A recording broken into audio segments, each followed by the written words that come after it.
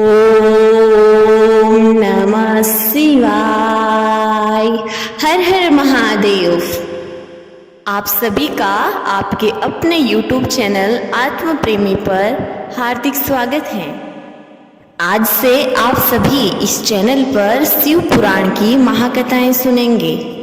शिव महापुराण 18 महापुराणों में से एक माना जाता है और इस कलयुग में फैले हुए पापों से मुक्ति दिलाने वाला महापुराण है। इसलिए भगवान शिव की कृपा पाने के लिए शिव महापुराण का वाचन और सुनना बहुत जरूरी है। इस संपूर्ण ब्रह्मांड का निर्माण भोलेनाथ की इच्छा मात्र से ही हुआ है। अतः भगवान शिव की भक्ति जो मन लगाकर करता है उसे संसार की प्रत्येक वस्तु प्राप्त हो जाती है।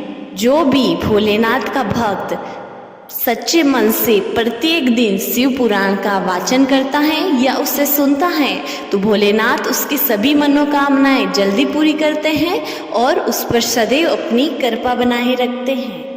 शिव महापुराण में कहा गया है कि जो भक्त भगवान के शिवलिंग की पूजा करता है और सच्चे मन से भगवान भोलेनाथ की भक्ति करता है तो उसके जीवन में आने वाले प्रत्येक दुखों का सामना करने की शक्ति उससे प्राप्त हो जाती है और उसके जीवन के सभी दुख दूर हो जाते हैं। शिव महापुराण में 11 खंड हैं, 7 संहिताएं हैं और 24,000 श्लोक हैं। विद्वेश्वर, रुद्र, शतरुद्री, कोटि रुद्री, उमा, कैलाश और वायु संहिता सभी संहिताओं में शिव पुराण रचित हैं और इसी पुराण का प्रवचन भगवान शिव के द्वारा किया गया है। जो भी भक्त प्रेम से और आदर पूर्वक भगवान शिव के शिव पुराण को सुनता है और पढ़ता है तो भगवान भोलेनाथ का सबसे प्रिय भक्त हो जाता है और अपने जीवन को सफल बनाता है। अतः हम 7 संहिताओं को अलग अलग एपिसोड में सुनेंगे और अभी इस एपिसोड में आपको सुनाया जाएगा शिव पुराण महात्म्य। चलिए शुरू करते हैं। पहला अध्याय। सूत जी द्वारा शिव पुराण की महिमा का वर्णन। श्री सौनक जी ने पूछा, महाज्ञानी सूत जी, आप संपूर्ण सिद्धांतों के ज्ञाता हैं, कृपया मुझसे पुराणों के सार का वर्णन करें। ज्ञान और वैराग्य सहित भक्ति से प्राप्त विवेक की वृद्धि कैसे होती है तथा साधु पुरुष कैसे अपने काम, क्रोध आदि विकारों का निवारण करते हैं। इस कलयुग में सभी जीव आसुरी स्वभाव के हो गए हैं, अतः कृपा करके मुझे ऐसा साधन बताइए जो कल्याणकारी और मंगलकारी हो तथा पवित्रता लिए हुए हो। प्रभु, वह ऐसा साधन हो जिससे मनुष्य की शुद्धि हो जाए और उस निर्मल हृदय वाले पुरुष को सदैव के लिए शिव जी की प्राप्ति हो जाए। श्री सूत जी ने उत्तर दिया, सौनक जी, आप धन्य हैं क्योंकि आपके मन में पुराण कथा को सुनने के लिए अपार प्रेम व लालसा है।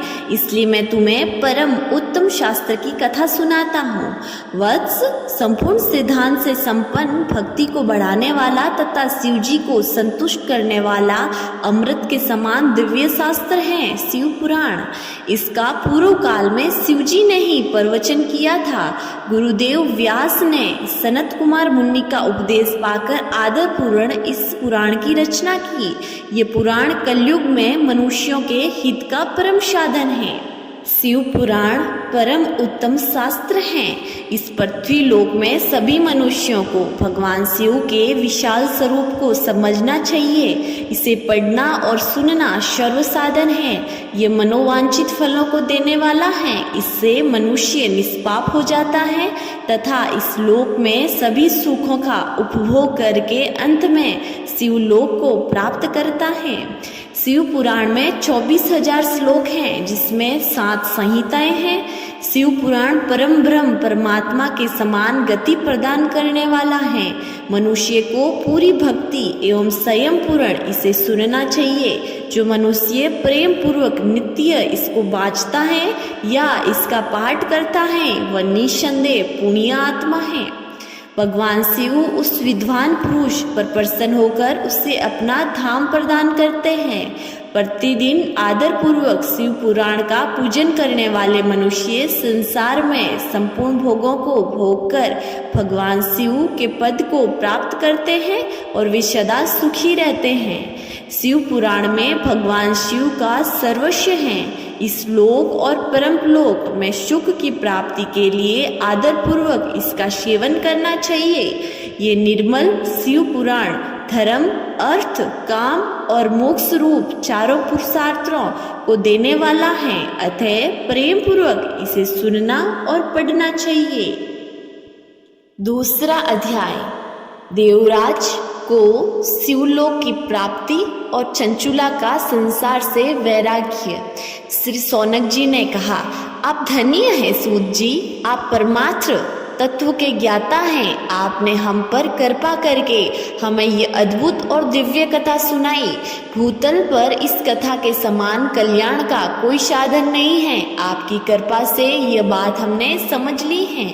सूत जी, इस कथा के द्वारा कौन से पापी शुद्ध होते हैं, उन्हें कृपा पूर्वक बताकर इस जगत का कर्तार्थ कीजिए।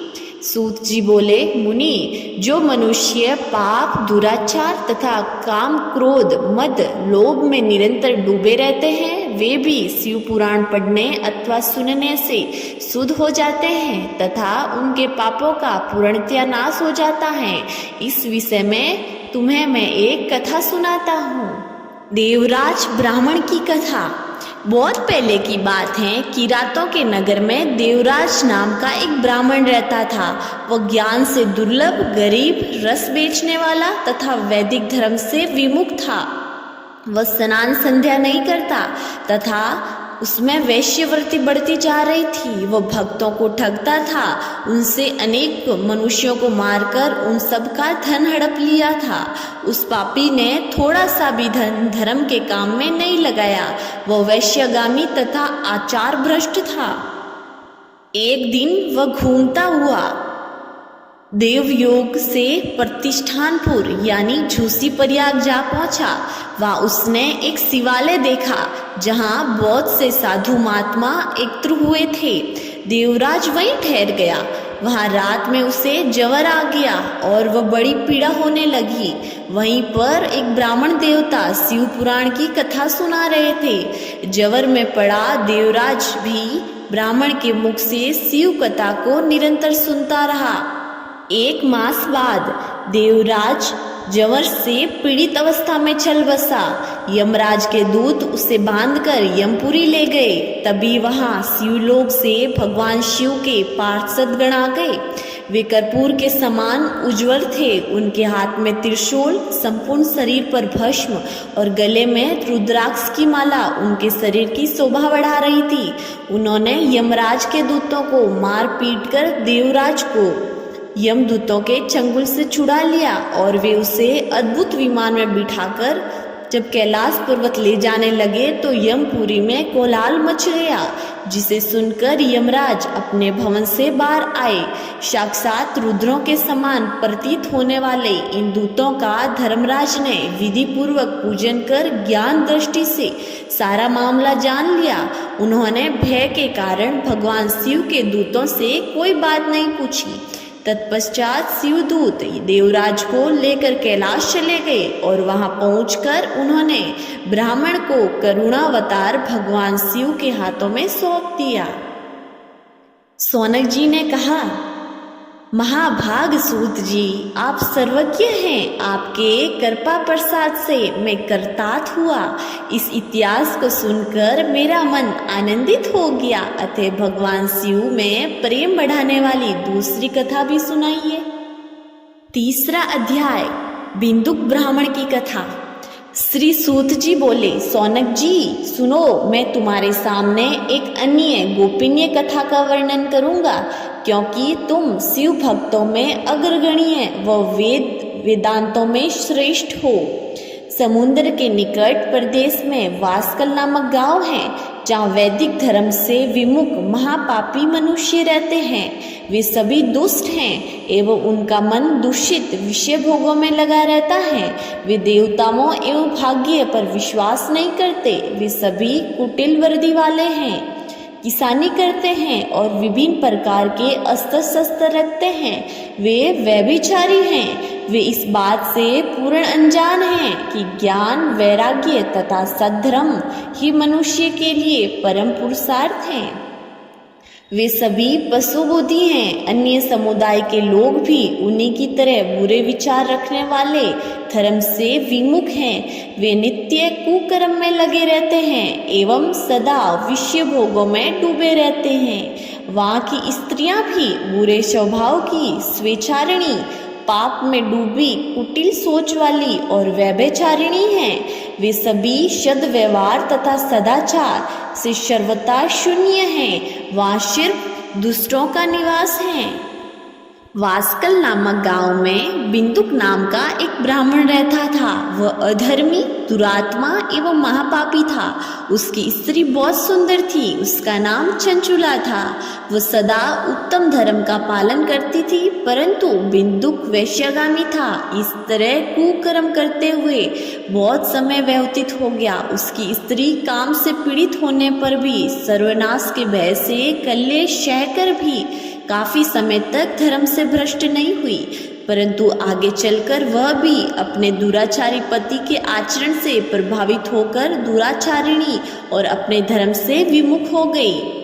इस तरह दुराचार में डूबे हुए उन पति पत्नी का बहुत सा समय व्यर्थ बीत गया। वैश्यगामी, दूषित बुद्धि वाला व दुष्ट ब्राह्मण बिंदुक समयानुसार मृत्यु को प्राप्त हो नरक में चला गया। बहुत दिनों तक नरक के दुखों को भोगकर वह मूढ़ बुद्धि पापी विंध्य पर्वत पर भयंकर पिशाच हुआ। इधर उस दुरागामी बिंदुक के मर जाने पर वह चंचुला नाम स्त्री बहुत समय तक अपने पुत्रों के साथ अपने घर में रहती रही। पति की मृत्यु के बाद वह भी अपने धर्म से घिरकर पर पुरुषों का संग करने लगी थी। सत्या विपत्ति में भी अपने धर्म का पालन करना नहीं छोड़ती। यही तो तप है। तप कठिन तो होता है, लेकिन इसका फल मीठा होता है। विषयी इस सत्य को नहीं जानता, इसलिए वह विषयों के विषफल का स्वाद लेते हुए भोग करता है। एक दिन देवयोग से किसी पुण्य पर्व के आने पर वह अपने भाई बंधुओं के साथ गोकर्ण क्षेत्र में गई। उसने तीर्थ के जल में स्नान किया एवं बंधुजनों के साथ यत्र तत्र घूमने लगी। घूमते घूमते वह एक देव मंदिर में गई। वहां उसने एक ब्राह्मण के मुख से भगवान शिव की परम पवित्र एवं मंगलकारी कथा सुनी। कथावाचक ब्राह्मण कह रहे थे कि जो स्त्रियां व्यभिचार करती हैं, वे मरने के बाद जब यमलोक जाती हैं, तब यमराज के दूत उन्हें तरह तरह से यंत्रणा देते हैं। वे उसके कामांगों को तप्त लोह दंडों से दागते हैं। तप्त लोह के पुरुष से उनका सश्रंग कराते हैं। ये सारे दंड इतनी वेदना वाले होते हैं कि जीव पुकार पुकार कर कहता है कि अब वह ऐसा नहीं करेगा, लेकिन यमदूत उसे छोड़ते नहीं हैं। कर्मों का फल तो सभी को भोगना पड़ता है। देव, ऋषि, मनुष्य सभी इससे बंधे हुए हैं। ब्राह्मण के मुख से यह वैराग्य बढ़ाने वाली कथा सुनकर चंचुला भय से व्याकुल हो गई। कथा समाप्त होने पर वहां से सभी लोग चले गए। तब कथा बाँचने वाले ब्राह्मण देवता से चंचुला ने कहा, हे ब्राह्मण, धर्म को न जानने के कारण मेरे द्वारा बहुत बड़ा दुराचार हुआ है। स्वामी, मेरे ऊपर कृपा करके मेरा उद्धार कीजिए। आपके प्रवचन को सुनकर मुझे इस संसार से वैराग्य हो गया है। मुझ मूढ़ चित्त वाली पापिनी को धिक्कार है। मैं निंदा के योग्य हूँ। मैं बुरे विषयों में फंसकर अपने धर्म से विमुख हो गई थी। कौन मुझ जैसी कुमारक में मन लगाने वाली पापिनी का साथ देगा, जब यमदूत मेरे गले में फंदा डालकर मुझे बांध कर ले जाएंगे और नरक में मेरे शरीर के टुकड़े करेंगे। तब मैं उन माँ यातनाओं को सहन कैसे कर पाऊंगी।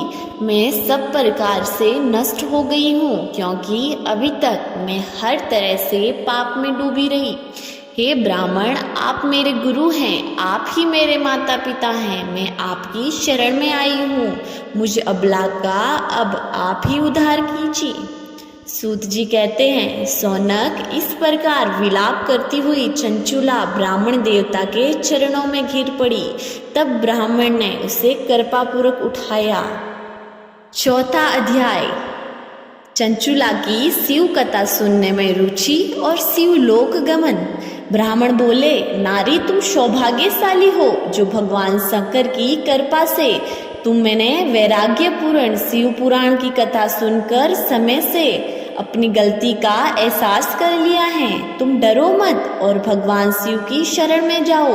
उनकी परम कृपा से तुम्हारे सभी पाप नष्ट हो जाएंगे। मैं तुम्हें भगवान शिव की कथा सहित वो मार्ग बताऊंगा जिसके द्वारा तुम्हें सुख देने वाली उत्तम गति प्राप्त होगी। शिव कथा सुनने से तुम्हारी बुद्धि शुद्ध हो जाएगी और तुम्हें पश्चाताप हुआ है तथा मन में वैराग्य उत्पन्न हुआ है। पश्चाताप ही पाप करने वाले पापियों के लिए सबसे बड़ा प्रायश्चित है। पश्चाताप ही पापों का शोधक है। इससे ही पापों की शुद्धि होती है। सत्पुरुषों के अनुसार पापों की शुद्धि के लिए प्रायश्चित पश्चाताप से ही संपन्न होता है। जो मनुष्य अपने कुकर्म के लिए पश्चाताप नहीं करता वह उत्तम गति प्राप्त नहीं करता, परंतु जिसे अपने कुकृत्य पर हार्दिक पश्चाताप होता है वह अवश्य उत्तम गति का भागीदार होता है। इसमें कोई शक नहीं है। शिव पुराण की कथा सुनने से चित्त की शुद्धि और मन निर्मल हो जाता है। शुद्ध चित्त से ही भगवान शिव व पार्वती का वास होता है। वह शुद्धात्मा पुरुष सदाशिव के पद को प्राप्त होता है। इस कथा का श्रवण सभी मनुष्यों के लिए कल्याणकारी है, अतः इसकी आराधना व सेवा करनी चाहिए। यह कथा भव बंधन रूपी रोग का नाश करने वाली है। भगवान शिव की कथा सुनकर हृदय में उनका मनन करना चाहिए। इससे चित्त की शुद्धि होती है। चित्त शुद्धि होने से ज्ञान और वैराग्य के साथ महेश्वर की भक्ति निश्चय ही प्रकट होती है तथा उनके अनुग्रह से दिव्य मुक्ति प्राप्त होती है। जो मनुष्य माया के प्रति आसक्त हैं वह इस संसार बंधन से मुक्त नहीं हो पाता। हे ब्राह्मण पत्नी, तुम अन्य विषयों से अपने मन को हटाकर भगवान शंकर के इस परम पावन कथा को सुनो। इससे तुम्हारे चित्त की शुद्धि होगी और तुम्हें मोक्ष की प्राप्ति होगी। जो मनुष्य निर्मल हृदय से भगवान शिव के चरणों का चिंतन करता है उनकी एक ही जन्म में मुक्ति हो जाती है। सूत जी कहते हैं, शौनक, यह कहकर वे ब्राह्मण चुप हो गए। उनका हृदय करुणा से भर गया। वे ध्यान में मगन हो गए। ब्राह्मण का उक्त उपदेश सुनकर चंचुला के नेत्रों में आनंद के आंसू छलक आए।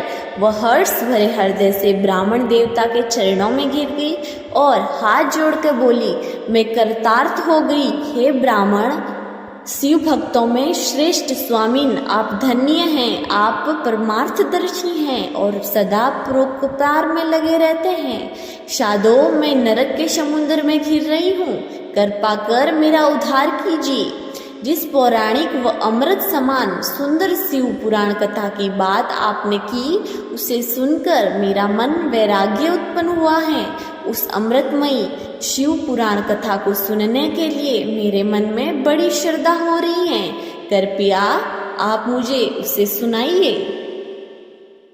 सूत जी कहते हैं, शिव पुराण की कथा सुनने की इच्छा मन में लिए वे चंचुला उन ब्राह्मण देवता की सेवा में वहीं रहने लगी।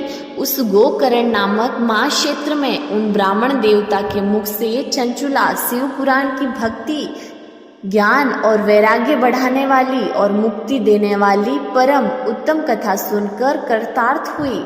उनका चित्त शुद्ध हो गया। वह अपने हृदय में शिव सद्गुण रूप का चिंतन करने लगी। वह सदैव शिव के सच्चिदानंदमय स्वरूप का स्मरण करती। तत्पश्चात अपना समय पूर्ण होने पर चंचुला ने बिना किसी कष्ट से अपना शरीर त्याग दिया। उससे लेने के लिए एक दिव्य विमान वहां पहुंचा। वह विमान शोध साधनों से सजा था एवं शिव गणों से सुशोभित था। चंचुला विमान से शिवपुरी पहुंची। उनके सारे पाप धुल गए। वह दिव्यांगना हो गई। वह गौरांगी देवी मस्तक पर अर्धचंद्र का मुकुट एवं अन्य दिव्य आभूषण पहने शिवपुरी पहुंची। वहाँ उसने सनातन देवता त्रिनेत्रधारी महादेव शिव को देखा। सभी देवता उनकी सेवा में भक्ति भाव से उपस्थित थे। उनकी अंग कांति करोड़ों सूर्यों के समान प्रकाशित हो रही थी। 5 मुख और हर मुख में 3-3 नेत्र थे। मस्तक पर अर्धचंद्राकार मुकुट शोभायान हो रहा था। कंठ में नील चिन्ह था। उनके साथ में देवी गौरी विराजमान थी, जो विद्युत पुंज के समान प्रकाशित हो रही थी। महादेव जी की कांति कपूर के समान गौर थी। उनके शरीर पर श्वेत वस्त्र थे तथा शरीर श्वेत भस्म से युक्त था। इस प्रकार भगवान शिव के परम उज्जवल रूप के दर्शन कर चंचुला बहुत प्रसन्न हुई। उसने भगवान को बारंबार प्रणाम किया और हाथ जोड़कर प्रेम, आनंद और संतोष से युक्त हो विनीत भाव से खड़ी हो गई। उसके नेत्रों से आनंद श्रुआओं की धारा बहने लगी। भगवान शंकर व भगवती गौरी उमा ने करुणा के साथ सौम्य दृष्टि से देखकर चंचुला को वो अपने पास बुलाया। गौरी उमा ने उससे प्रेम पूर्वक अपनी सखी बना लिया। चंचुला सुखपूर्वक भगवान शिव के धाम में उमा देवी की सखी के रूप में निवास करने लगी। दोस्तों, इन चारों अध्याय का सारांश यह है कि जो पुरुष और स्त्री व्यभिचारी और दुराचारी होते हैं, लेकिन वो शिव महापुराण की कथा का श्रवण करते हैं और भोलेनाथ की भक्ति करते हैं, तो उनका मन निर्मल हो जाता है और वे सारे दुखों से और सारे बंधनों से मुक्त हो जाते हैं। दोस्तों, शिव महापुराण के आगे के सभी अध्याय आगे आने वाले वीडियोस में आपको सुनने के लिए मिलेंगे। आपको ये वीडियोस कैसी लगी तो कमेंट करके जरूर बताइएगा। और हाँ, इस चैनल पर नए हैं और अभी तक आपने सब्सक्राइब नहीं किया तो चैनल को सब्सक्राइब कर लीजिएगा और बेल आइकन को दबा लीजिएगा, ताकि आने वाले अगली सभी शिव महापुराण कथाओं का नोटिफिकेशन आप तक पहुंच सके। मिलेंगे अगली वीडियो में, तब तक के लिए जय भोलेनाथ।